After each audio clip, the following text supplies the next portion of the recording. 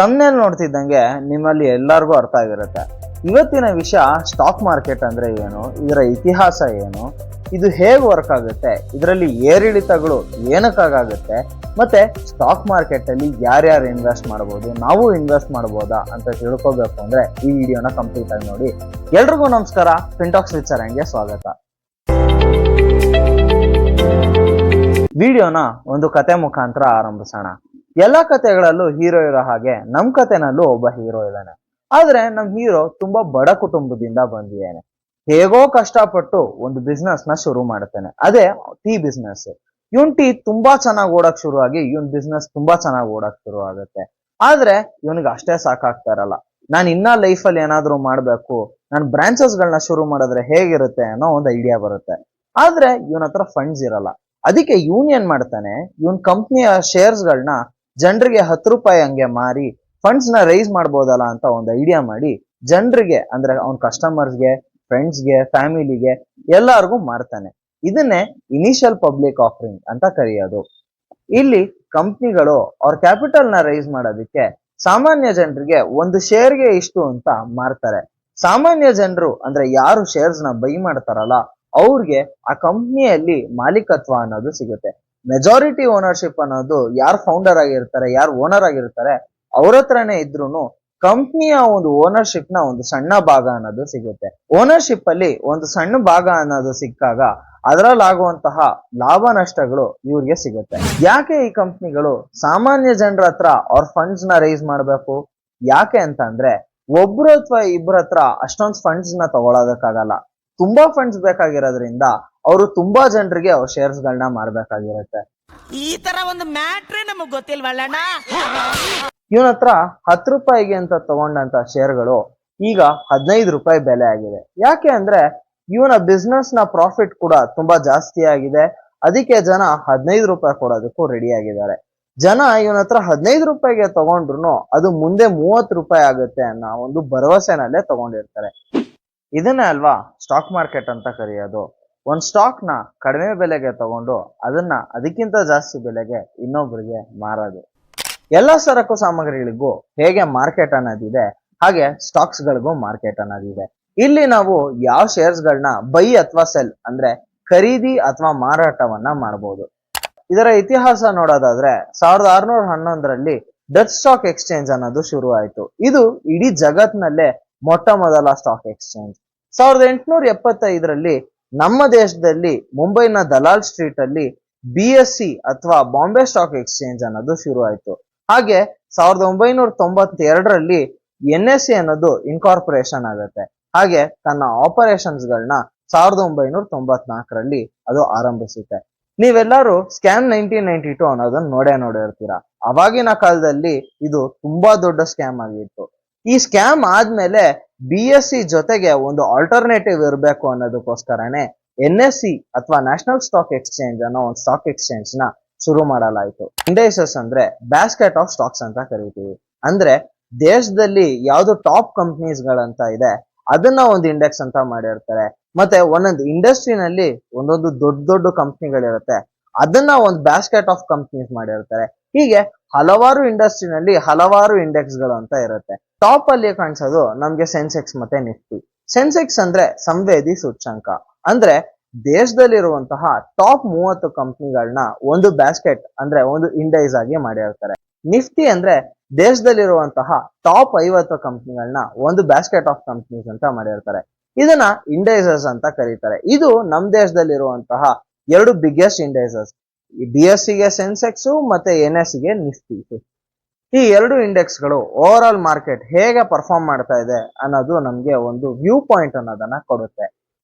ಸೆನ್ಸೆಕ್ಸ್ ಹಾಗೂ ನಿಫ್ಟಿ 50ಯಲ್ಲಿ Reliance, TCS, HDFC bank, ICICI bank, Bharti Airtel, SBI ಮುಂತಾದ ಹಲವಾರು ದಿಗ್ಗಜ ಕಂಪ್ನಿಗಳನ್ನ ಒಂದು ಬ್ಯಾಸ್ಕೆಟ್ ಆಫ್ ಕಂಪ್ನೀಸ್ ಅಥವಾ ಇಂಡೆಕ್ಸ್ ಆಗಿ ಮಾಡಿರ್ತಾರೆ.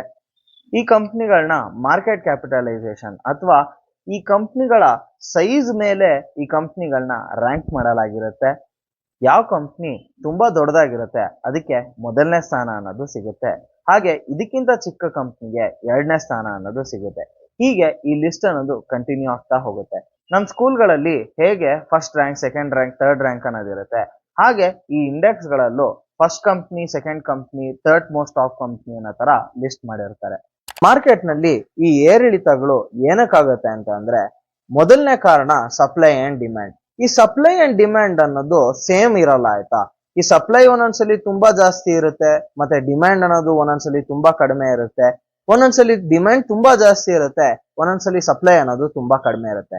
ಯಾವಾಗ ಸಪ್ಲೈ ಅನ್ನೋದು ತುಂಬಾ ಕಡಿಮೆ ಇರುತ್ತೆ, ಡಿಮ್ಯಾಂಡ್ ಅನ್ನೋದು ತುಂಬಾ ಜಾಸ್ತಿ ಇರುತ್ತೆ, ಅವಾಗ ಶೇರ್ ಪ್ರೈಸ್ ತುಂಬಾ ಜಾಸ್ತಿ ಆಗುತ್ತೆ. ಈ ಶೇರ್ಗಳ ಡಿಮ್ಯಾಂಡ್ ತುಂಬಾ ಕಡಿಮೆ ಇದ್ದು ಅದರ ಸಪ್ಲೈ ತುಂಬಾ ಜಾಸ್ತಿ ಇರುತ್ತೆ, ಅವಾಗ ಶೇರ್ ಪ್ರೈಸ್ ಅನ್ನೋದು ತುಂಬಾ ಡೌನ್ ಆಗುತ್ತೆ. ಅದಕ್ಕೆ ನೀವು ಆಗಾಗ ಕೇಳ್ಪಟ್ಟಿರ್ತೀರಾ, ಈ ಶೇರ್ ನ ಬೆಲೆ ತುಂಬಾ ಜಾಸ್ತಿ ಆಗಿದೆ ಇವತ್ತು ಅಂತ, ಮತ್ತೆ ಕೆಲವೊಂದ್ ಬಾರಿ ಈ ಶೇರ್ ನ ಬೆಲೆ ತುಂಬಾ ಕಡಿಮೆ ಆಗಿದೆ ಅಂತ ಅವಾಗವಾಗ ನೀವು ಸುದ್ದಿ ಮಾಧ್ಯಮಗಳಲ್ಲಿ ಕೇಳಿರ್ತೀರಾ. ಫ್ಲೋ ಆಫ್ ಮನಿ ಅನ್ನೋದು ತುಂಬಾ ಮ್ಯಾಟರ್ ಆಗುತ್ತೆ. ಅಂದ್ರೆ ಜನ ಜಾಸ್ತಿ ಸ್ಟಾಕ್ಸ್ ಗಳನ್ನ ಖರೀದಿ ಮಾಡ್ತಾ ಇದ್ರೆ ಅವಾಗ ಸ್ಟಾಕ್ ಮಾರ್ಕೆಟ್ ಅನ್ನೋದು ಮೇಲ್ಗಡೆ ಹೋಗುತ್ತೆ. ಯಾವಾಗ ಜನ ತುಂಬಾ ಮಾರ್ತಾ ಇದ್ದಾರೆ ಸ್ಟಾಕ್ಸ್ ಗಳನ್ನ, ಹೆದರ್ತಾ ಇದ್ದಾರೆ ಅಂದ್ರೆ ಅವಾಗ ಸ್ಟಾಕ್ ಮಾರ್ಕೆಟ್ ಅನ್ನೋದು ಕೆಳಗಡೆ ಹೋಗುತ್ತೆ. ಇದು ಇಂಟರ್ನ್ಯಾಷನಲ್ ನ್ಯೂಸ್ ಮತ್ತೆ ನ್ಯಾಷನಲ್ ನ್ಯೂಸ್ ಮೇಲೂ ಡಿಪೆಂಡ್ ಆಗಿರುತ್ತೆ ಆಯ್ತಾ. ಯಾರೋ ಒಬ್ರು ಬೈಯರು ಅವ್ರ ಬ್ರೋಕರ್ಗೆ ಈ ಸ್ಪೆಸಿಫಿಕ್ ಸ್ಟಾಕ್ ನಂಗೆ ಬೇಕು, ಇದನ್ನ ಬೈ ಮಾಡಿ ಅಂತ ಒಂದು ಕಮೆಂಟ್ ನ ಕೊಡ್ತಾರೆ ಅಂತ ಇಟ್ಕೊಳ್ಳೋಣ. ಆ ಬ್ರೋಕರ್ ಸ್ಟಾಕ್ ಮಾರ್ಕೆಟ್ಗೆ ಇನ್ಫಾರ್ಮ್ ಮಾಡ್ತಾರೆ, ಈ ಸ್ಪೆಸಿಫಿಕ್ ಸ್ಟಾಕ್ ಈ ಪ್ರೈಸ್ಗೆ ಬೇಕು ಅಂತ. ಈ ಕಡೆ ಯಾರೋ ಒಬ್ರು ಸೆಲ್ಲರು ಅವ್ರ ಬ್ರೋಕರ್ಗೆ ನಂಗೆ ಈ ಸ್ಪೆಸಿಫಿಕ್ ಸ್ಟಾಕ್ ಈ ಪ್ರೈಸ್ಗೆ ನಾನು ಖರೀದಿ ಮಾಡಬೇಕು ಅಂತ ಒಂದು ಕಮೆಂಟ್ ಕೊಡ್ತಾರೆ ಅಂತ ಇಟ್ಕೊಳ್ಳೋಣ. ಅವ್ರ ಬ್ರೋಕರ್ ಸ್ಟಾಕ್ ಮಾರ್ಕೆಟ್ಗೆ ಅದನ್ನ ಇನ್ಫಾರ್ಮ್ ಮಾಡ್ತಾರೆ. ಇಲ್ಲಿ ಒಬ್ರು ಬೈ ಮಾಡ್ತಾ ಇರ್ತಾರೆ, ಇನ್ನೊಬ್ರು ಸೆಲ್ ಮಾಡ್ತಾ ಇರ್ತಾರೆ. ಇಲ್ಲಿ ಸೆಲ್ ಮಾಡಿದವರು ತಿರ್ಗಾ ಬೈ ಮಾಡ್ಬೋದು, ಇಲ್ಲಿ ಬೈ ಮಾಡಿದವರು ತಿರ್ಗಾ ಸೆಲ್ ಮಾಡ್ಬೋದು. ಈ ಟ್ರಾನ್ಸಾಕ್ಷನ್ಸ್ ಅನ್ನೋದು ಒಂದ್ ದಿವಸದಲ್ಲಿ ಕಂಟಿನ್ಯೂಸ್ ಆಗಿ ಆಗ್ತಾ ಇರುತ್ತೆ ಸ್ಟಾಕ್ ಮಾರ್ಕೆಟ್ ಅಲ್ಲಿ. ಬೈಯರ್ಸ್ಗೆ ಯಾವ ಬ್ರೋಕರೇಜ್ ಫರ್ಮು ಈಗಿನ ಟೈಮ್ ಅಲ್ಲಿ ಬ್ರೋಕರೇಜ್ ಅನ್ನೋದನ್ನ ಚಾರ್ಜ್ ಮಾಡಲ್ಲ, ಆದ್ರೆ ಇವರು ಕೆಲವೊಂದು ಸ್ಪೆಸಿಫಿಕ್ ಚಾರ್ಜಸ್ ಗಳನ್ನ ಪೇ ಮಾಡ್ಬೇಕಾಯ್ತಾ. ಅಂದ್ರೆ CDS ಅಲ್ಲಿ ಚಾರ್ಜ್ ಆಗಿರ್ಬೋದು, ಸ್ಟಾಕ್ ಮಾರ್ಕೆಟ್ ನ ಚಾರ್ಜಸ್ ಆಗಿರ್ಬೋದು, ಈ ತರ ಕೆಲವೊಂದು ಚಾರ್ಜಸ್ ಗಳನ್ನ ಬೈಯರ್ಸ್ ಪೇ ಮಾಡ್ಬೇಕಾಗುತ್ತೆ. ಸೆಲ್ಲರ್ಸ್ ಅವ್ರು ಸೆಲ್ ಮಾಡಿದ್ಮೇಲೆ ಅವ್ರು ಸೆಲ್ ಮಾಡಿದ ಅಮೌಂಟ್ಗೆ ಇಷ್ಟು ಪರ್ಸೆಂಟೇಜ್ ಅಂತ ಅವರು ಬ್ರೋಕರೇಜ್ ನ ಪೇ ಮಾಡ್ಬೇಕಾಗುತ್ತೆ. ಹಾಗೆ ಯಾರು ಡೆಪಾಸಿಟರಿ ಇರ್ತಾರೆ ಅವ್ರಿಗೆ ಅವ್ರ ಫೀಸ್ ನ ಪೇ ಮಾಡ್ಬೇಕಾಗುತ್ತೆ. ಟ್ರಾನ್ಸಾಕ್ಷನ್ಸ್ ನ ಕಂಪ್ಲೀಟ್ ಮಾಡ್ಕೊಟ್ಟಿದ್ದಕ್ಕೆ ಸ್ಟಾಕ್ ಎಕ್ಸ್ಚೇಂಜ್ಗೆ ಇಷ್ಟು ಚಾರ್ಜಸ್ ಅಂತ ಪೇ ಮಾಡ್ಬೇಕಾಗತ್ತೆ. ಸೆಲ್ಲರ್ಸ್ಗೆ ಅವ್ರು ಮಾರಿದಂತ ಅಮೌಂಟ್ 2 ದಿವಸದಲ್ಲಿ ಸೆಟಲ್ಮೆಂಟ್ ಆಗುತ್ತೆ. ಇದನ್ನ T+2 ಸೆಟಲ್ಮೆಂಟ್ ಅಂತ ಕರಿತೀವಿ. ಅಂದ್ರೆ 2 ವರ್ಕಿಂಗ್ ಡೇಸ್ ಆದ್ಮೇಲೆ ಇವ್ರು ಮಾರಿದಂತ ಅಮೌಂಟ್ ಇವ್ರ ಡಿಮ್ಯಾಟ್ ಅಕೌಂಟ್ಗೆ ಬಂದು ಸೇರುತ್ತೆ. ಹಾಗಿದ್ರೆ ಡಿಮ್ಯಾಟ್ ಅಕೌಂಟ್ ಅಂದ್ರೆ ಏನು? ಡಿಮ್ಯಾಟ್ ಅಕೌಂಟ್ ಅಂದ್ರೆ ಡಿಮೆಟೀರಿಯಲೈಸ್ಡ್ ಅಕೌಂಟ್ ಅಂತ. ನೀವು ಶೇರ್ಸ್ ನ ಖರೀದಿ ಅಥವಾ ಮಾರ್ತೀರಾ ಅಂತ ಅಂದ್ರೆ ನಿಮ್ಮ ಹತ್ರ ಈ ಅಕೌಂಟ್ ಇರೋದು ಕಂಪಲ್ಸರಿ ಆಗುತ್ತೆ. ನೀವು ಇದನ್ನ ಹಲವಾರು ಬ್ರೋಕರೇಜ್ ಫರ್ಮ್ಸ್ ಹತ್ರ ನೀವು ಈ ಡಿಮ್ಯಾಟ್ ಅಕೌಂಟ್ ಅನ್ನೋದನ್ನ ಮಾಡಿಸ್ಕೋಬಹುದು. ನೀವು ನಿಮ್ಮ ಡಿಮ್ಯಾಟ್ ಅಕೌಂಟ್ ನ ಕೆಲವೊಂದು ಬ್ರೋಕರೇಜ್ ಕಂಪ್ನಿಗಳ ಹತ್ರ ನೀವು ಓಪನ್ ಮಾಡಿಸ್ಬೋದು. ಫಾರ್ ಎಕ್ಸಾಂಪಲ್ ಜೆರೋದಾ ಇದೆ, ಮತ್ತೆ ಗ್ರೋ ಇದೆ, ಅಪ್ಸ್ಟಾಕ್ಸ್ ಇದೆ, ಹಲವಾರು ಕಂಪ್ನಿಗಳಿದೆ. ಇವ್ರ ಹತ್ರ ನೀವು ನಿಮ್ಮ ಡಿಮ್ಯಾಟ್ ಅಕೌಂಟ್ ನ ಓಪನ್ ಮಾಡಬಹುದು. ಮುಂದೆ ಇನ್ನೊಂದು ವಿಡಿಯೋದಲ್ಲಿ ಡಿಮ್ಯಾಟ್ ಅಕೌಂಟ್ ನ ಹೇಗೆ ಓಪನ್ ಮಾಡೋದು, ಯಾವ್ಯಾವ ಪ್ರೊಸೀಜರ್ಸ್ ನ ಫಾಲೋ ಮಾಡಬೇಕು, ಯಾವ್ಯಾವ ಡಾಕ್ಯುಮೆಂಟ್ಸ್ ಬೇಕಾಗುತ್ತೆ ಡಿಮ್ಯಾಟ್ ಅಕೌಂಟ್ ನ ಓಪನ್ ಮಾಡೋದಕ್ಕೆ ಅಂತ ತಿಳಿಸ್ಕೊಡ್ತೀನಿ. ಯಾರ್ಯಾರು ಈ ಸ್ಟಾಕ್ ಮಾರ್ಕೆಟ್ ನಲ್ಲಿ ಇನ್ವೆಸ್ಟ್ ಮಾಡಬಹುದು, ಯಾವುದೇ ಸ್ಪೆಸಿಫಿಕ್ ರೂಲ್ಸ್ ಇಲ್ಲ ಆಯ್ತಾ. ಯಾರು ಬೇಕಂದ್ರೂ ಸ್ಟಾಕ್ ಮಾರ್ಕೆಟ್ ಅಲ್ಲಿ ಇನ್ವೆಸ್ಟ್ ಮಾಡಬಹುದು. ಆದ್ರೆ ಅವರು 18 ವರ್ಷದ ಮೇಲ್ಪಟ್ಟವರಾಗಿರ್ಬೇಕು, ಅವ್ರ ಹತ್ರ ಪ್ಯಾನ್ ಕಾರ್ಡ್ ಇರ್ಬೇಕು, ಆಧಾರ್ ಕಾರ್ಡ್ ಇರ್ಬೇಕು, ಮತ್ತೆ ಅವ್ರ ಹತ್ರ ದುಡ್ಡು ಇರ್ಬೇಕು. ದುಡ್ಡೇನು ಸಿಕ್ಕಾಪಟ್ಟೆ ಬೇಕಾಗಿಲ್ಲ ಆಯ್ತಾ. ಅಂದ್ರೆ ನಮ್ಮ ಅಪ್ಪ 1000 ರೂಪಾಯಿ ಪಾಕೆಟ್ ಮನಿ ಅಂತ ಕೊಟ್ಟಿದ್ರು, ಅವಾಗ ನಾನ್ 400 ರೂಪಾಯಿ ಏನೋ ಖರ್ಚು ಮಾಡ್ಬಿಟ್ಟು ಇನ್ನು 600 ರೂಪಾಯಿ ಇತ್ತು. 600 ರೂಪಾಯಲ್ಲಿ 200 ರೂಪಾಯಿ ನಾನು ಜೆರೋದಾದಲ್ಲಿ ಅಕೌಂಟ್ ಓಪನ್ ಮಾಡೋದಕ್ಕೆ ಅಂತ ಖರ್ಚು ಮಾಡಿ ಇನ್ 400 ರೂಪಾಯಲ್ಲಿ ನಾನು ಇನ್ವೆಸ್ಟಿಂಗ್ ಜರ್ನಿನ ಶುರು ಮಾಡಿದ್ದೆ. ಈ ವಿಡಿಯೋದ ಉದ್ದೇಶ ಏನು ಅಂದ್ರೆ, ಯಾರಿಗೆ ಸ್ಟಾಕ್ ಮಾರ್ಕೆಟ್ ಅಂದ್ರೆ ಏನು ಅಂತಾನೆ ಗೊತ್ತಿಲ್ಲ, ಯಾರು ಸ್ಟಾಕ್ ಮಾರ್ಕೆಟ್ಗೆ ಇವಾಗ ಕಾಲಿಡಬೇಕು ಅಂತ ಅನ್ಕೊಂಡಿದೀರಾ ಅವ್ರಿಗೆ ಸ್ಟಾಕ್ ಮಾರ್ಕೆಟ್ ಅಂದ್ರೆ ಏನು, ಮತ್ತೆ ಇದು ಹೇಗೆ ರಿಯಲ್ ಟೈಮ್ ಅಲ್ಲಿ ವರ್ಕ್ ಆಗುತ್ತೆ, ಯಾರ್ಯಾರು ಇನ್ವೆಸ್ಟ್ ಮಾಡಬಹುದು. ಇವಾಗ ಕೆಲವು ಜನಕ್ಕೆ ಭಯ ಇರುತ್ತೆ ಆಯ್ತಾ, ನನ್ನ ಹತ್ರ ಅಮೌಂಟ್ ತುಂಬಾ ಕಡಿಮೆ ಇದೆ, ನಾನು ಇನ್ವೆಸ್ಟ್ ಮಾಡಬಹುದಾ ಇಲ್ವಾ ಅನ್ನೋ ಒಂದು ಭಯ ಇರುತ್ತೆ. ಅಮೌಂಟ್ ಅನ್ನೋದು ಮ್ಯಾಟ್ರೇ ಆಗಲ್ಲ ಗುರು. ಅಂದ್ರೆ ನಿನ್ನ ಹತ್ರ ತುಂಬಾ ಕಡಿಮೆ ಅಮೌಂಟ್ ಇದ್ರು, ಅಂದ್ರೆ ನಾನೇ 400 ರೂಪಾಯಿಂದ ಶುರು ಮಾಡಿದ್ದೆ ನನ್ನ ಒಂದು ಇನ್ವೆಸ್ಟಿಂಗ್ ಜರ್ನಿನ. ಅಮೌಂಟ್ ಅನ್ನೋದು ಮ್ಯಾಟ್ರೇ ಆಗಲ್ಲ. ನಿಮ್ಮ ಹತ್ರ ಅಮೌಂಟ್ ಕಡಿಮೆ ಇದ್ರು ನೀವು ನಿಮ್ ಸ್ಟಾಕ್ ಮಾರ್ಕೆಟ್ ಇನ್ವೆಸ್ಟಿಂಗ್ ಜರ್ನಿನ ಶುರು ಮಾಡಬಹುದು. ಸೊ ಫ್ರೆಂಡ್ಸ್, ಇದಾಗಿತ್ತು ಸ್ಟಾಕ್ ಮಾರ್ಕೆಟ್ ಅಂದ್ರೆ ಏನು, ಇದರ ಇತಿಹಾಸ ಏನು, ಇದು ಹೇಗೆ ವರ್ಕ್ ಆಗುತ್ತೆ, ಈ ಫ್ಲಕ್ಚುಯೇಷನ್ಸ್ ಅಥವಾ ಏರಿಳಿತಗಳು ಏನಕ್ಕಾಗುತ್ತೆ, ಹಾಗೆ ಯಾರ್ಯಾರು ಸ್ಟಾಕ್ ಮಾರ್ಕೆಟ್ ನಲ್ಲಿ ಇನ್ವೆಸ್ಟ್ ಮಾಡಬಹುದು ಅಂತ ತಿಳಿಸ್ಕೊಡುವಂತಹ ಚಿಕ್ಕ ಪ್ರಯತ್ನ. ನಿಮ್ಗೆ ಈ ವಿಡಿಯೋ ಇಷ್ಟ ಆಗಿದ್ರೆ ಲೈಕ್ ಮಾಡಿ, ಶೇರ್ ಮಾಡಿ, ಸಬ್ಸ್ಕ್ರೈಬ್ ಮಾಡಿ. ಮತ್ತೆ ನಿಮ್ಮ ಫ್ರೆಂಡ್ಸ್ ಅಂಡ್ ಫ್ಯಾಮಿಲಿಗೆ ಇದ್ರ ಬಗ್ಗೆ ತಿಳಿಸ್ಕೊಡೋದನ್ನ ಯಾವುದೇ ಕಾರಣಕ್ಕೂ ಮರಿಬೇಡಿ.